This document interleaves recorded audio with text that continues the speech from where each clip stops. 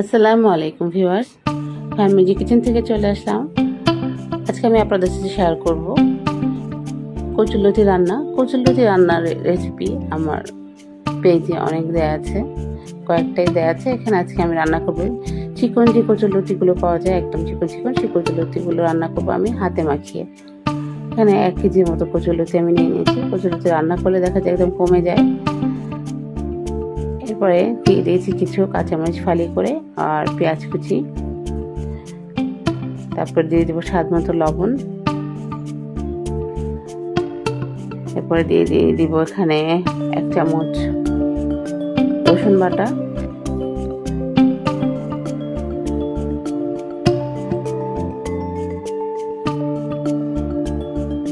1 চামচ হলুদের গুঁড়ো দিয়ে দিয়েছি,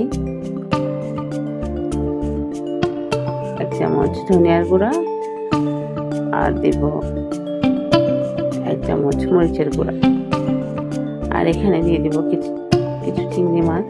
আগে আমি এই মশলাটা দিয়ে ভালো মতো কচুরলতিটা হাত দিয়ে মাখিয়ে নিব।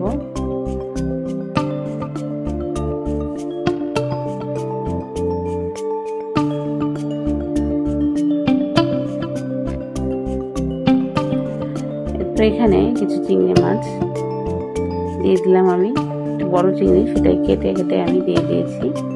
এরপরে দিয়ে দিলাম সবশেষে তেলটা আমি আগে দিইনি, দিয়ে দিলাম। এরপর আবার একটু হালকা হাতে সবকিছু মাখিয়ে নিয়েছি।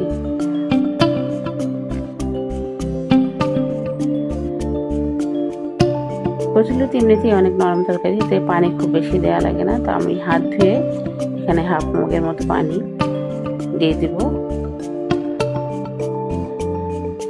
এই পানিটা দিয়ে আমার কচুরলতিটা রান্না হয়ে যাবে। এরপর আমি একটা চুলায় বসিয়ে দিয়েছি, ঢাকনা দিয়ে ঢেকে। তো দেখেন কচুরলতিটা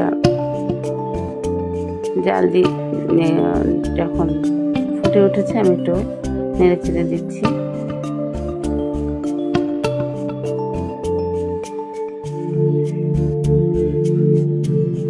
এভাবে আমি কচুরলতিটা সিদ্ধ না হওয়া পর্যন্ত এবং পানিটা যখন শুকিয়ে একদম লাগা লাগা হয়ে যাবে সে পর্যন্ত রান্না করব। তো 10-15 মিনিট পরে আমি ফিরে আসলাম। কচুরলতিটাও সিদ্ধ হয়ে গেছে, পানিটাও প্রায় শুকিয়ে এসেছে। হয়ে গেল আমার হাতে মাখা মজার কচুরলতি। অনেকভাবে কচুরলতি রান্না করা যায়, হাতে মেখে রান্না করা যায়, তারপরে মশলা ভুনেও রান্না করা যায়, নারকেল দিয়ে রান্না করা যায়, ইলিশ মাছ দিয়ে রান্না করা যায়। তো আমি আজকে চিংড়ি মাছ দিয়ে এভাবে হাতে মাখিয়ে রান্না করলাম। যদি আপনাদের ভিডিওটা ভালো লাগে তাহলে আপনার ভিডিওটা দেখবেন। আর আমার সাথে এতক্ষণ ভিডিওটা দেখার জন্য আপনাদেরকে অনেক ধন্যবাদ। ভালো থাকবেন, সুস্থ থাকবেন। আসসালামু আলাইকুম।